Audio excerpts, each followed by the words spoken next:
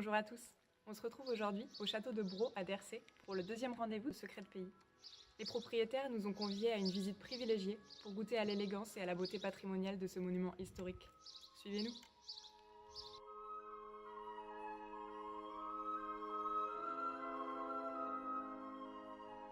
Bonjour, donc je suis Béatrice Labracherie, je travaille au service tourisme de la communauté de communes du Pays Loudunais. J'organise donc un agenda Secrets de Pays, c'est la saison 3. Voilà, nous sommes à Braud aujourd'hui où nous avons le plaisir d'être accueillis par Nicolas d'Herbecourt qui nous a ouvert extrêmement gentiment sa magnifique demeure.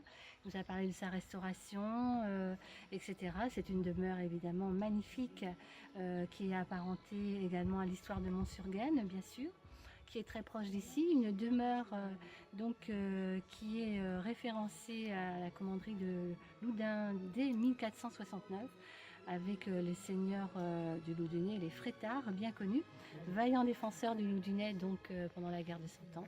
Voilà, c'est dire toute l'importance de cette demeure.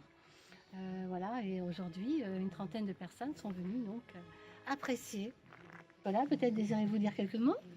Pas grand chose à dire, voilà tout si. dit maintenant. Non, bon, moi c'est une maison que j'ai eu un coup de cœur il y a une vingtaine d'années. Et puis j'ai acheté cette maison qui était en fait deux propriétaires. Il y avait une partie château, une partie ferme. J'ai rassemblé les deux et puis voilà, vous avez devant vous ce que j'en ai fait en 20 ans.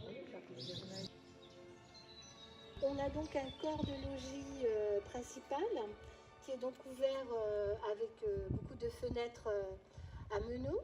Ces fenêtres sont donc surplombées toutes d'une lucarne qui elle-même est surplombée donc d'un fronton triangulaire. Voilà. Donc il y a deux portes qui permettent l'accès au logis, ouvertes pour celle-ci en segment d'arc. Et puis, bien évidemment, on ne peut pas manquer ces tours circulaires qui accrochent le regard dès que l'on passe sur la route. Voilà, avec une toiture donc en ardoise. Et puis, il y avait bien sûr en fait une métairie. Ici, c'était une ferme avec de nombreuses terres autour de pâtures, également quelques vignes. Bien sûr, ce n'est pas ici par hasard. Il y a tout ce rôle défensif dont je parlais pendant la guerre de Cent Ans. Parce qu'il faut savoir que les Anglais, en fait, étaient juste à côté de Mont-sur-Gaine, dans la commune de Berthegon.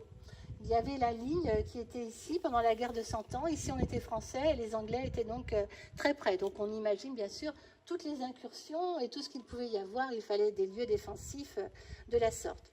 Donc après la guerre de Cent Ans, bien sûr, c'est la période de la Renaissance et on va ouvrir, bien évidemment, transformer les lieux, en faire des lieux beaucoup plus agréables, beaucoup plus ouverts, beaucoup plus ajourés. Voilà. Donc après, il y a de nombreuses familles qui posséderont bien sûr ce lieu, puisque en fait, eh bien, la noblesse d'épée ensuite passera donc ce lieu à des familles bourgeoises fort nombreuses. Voilà.